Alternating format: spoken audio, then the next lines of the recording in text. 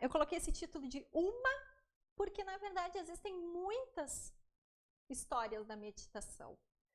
E isso se deve a vários fatores, tanto de construção histórica e reconstrução histórica, de conseguir se voltar cada vez mais fundo no que já passou, para a gente conseguir ver e reconstruir historicamente a origem da meditação, assim como diferentes lugares do mundo.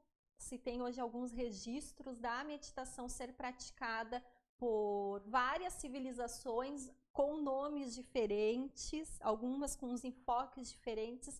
Então é muito difícil se conseguir ter uma única história da meditação, mas sim possibilidades também da história da meditação. E uma breve história, breve no sentido de que cada um dos tópicos que eu vou trazer aqui hoje, eles podem ser muito mais aprofundados, eles podem ser muito mais esmiuçados, irmos lá nos detalhes de várias questões e várias pessoas e livros e práticas que fizeram com que hoje a gente tenha acesso à meditação. É bem importante a gente ter essa introdução desse nosso breve estudo da história da meditação, porque, de fato, a meditação ela tem poucos registros. Então, o primeiro tópico que eu gostaria de chamar a atenção realmente é a ausência de registros.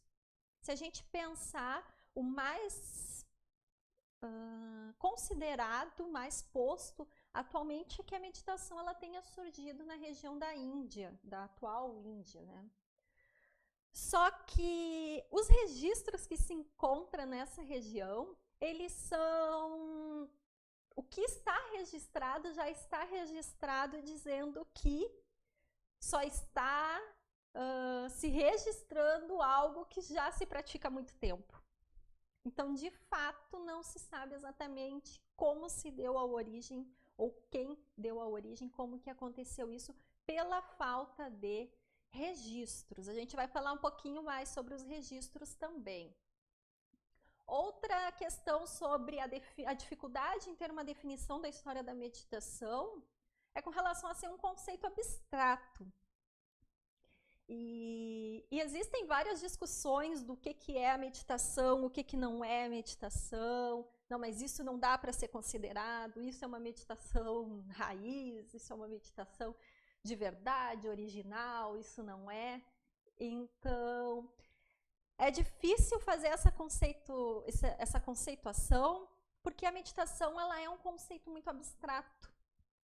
Tanto que se hoje eu pedisse para alguns ou muitos de vocês fazer um desenho do que é a meditação, a gente no máximo conseguiria mentalizar, a gente conseguiria materializar uma pessoa em uma possível postura meditativa. Mas o ato de meditar, o que é em si, é uma experiência bem abstrata e também bem particular. A gente vai ver também algumas definições que vão mostrar que existem diferenças, alguns mestres, algumas linhagens diferenciam alguns conceitos de meditação. Outra questão também da história da meditação é a questão das linhagens. Então, se observa, se a gente for pegar principalmente o yoga e o budismo, que são mais tradicionalmente ligados à ideia, ao nosso imaginário de meditantes, o yoga possui muitas linhagens e o budismo também possui muitas linhagens. Isso significa que são diferentes escolas, diferentes grupos que têm as suas diferenças entre si.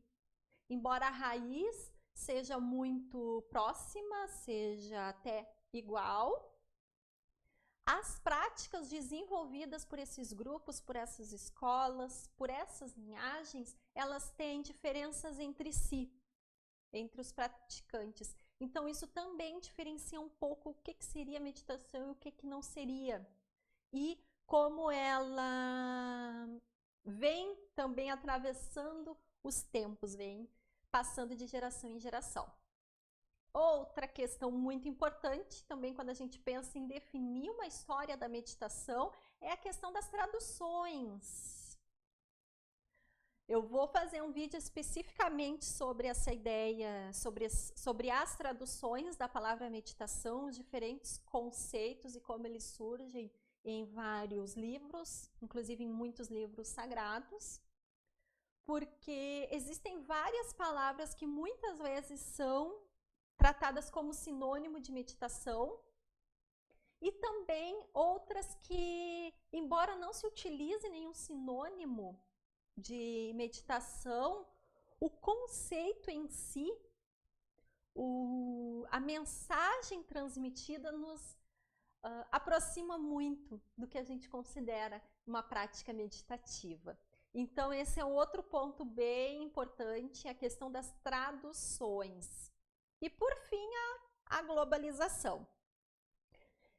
Se a gente pensar também o budismo e o yoga como esses dois grupos, essas duas filosofias que a gente tem em mente como os precursores, como os maiores representantes, vamos dizer assim, da meditação,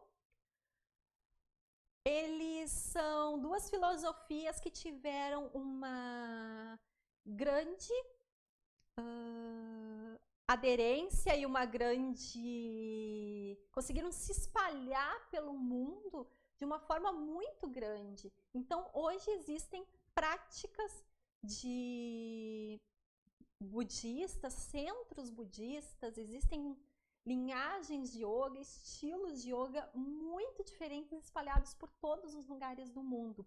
E isso aconteceu também devido ao fato dessas duas filosofias, vamos chamar assim, o budismo e o yoga, deles conseguirem também permearem a cultura já existente. Então, tanto o budismo quanto o yoga, eles têm essa capacidade, vamos colocar assim, de colocar contextos locais permeados com as suas filosofias originais.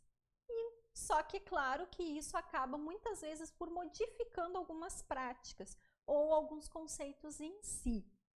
E daí surge situações das pessoas considerarem algo sim como meditação, outra coisa não é meditação.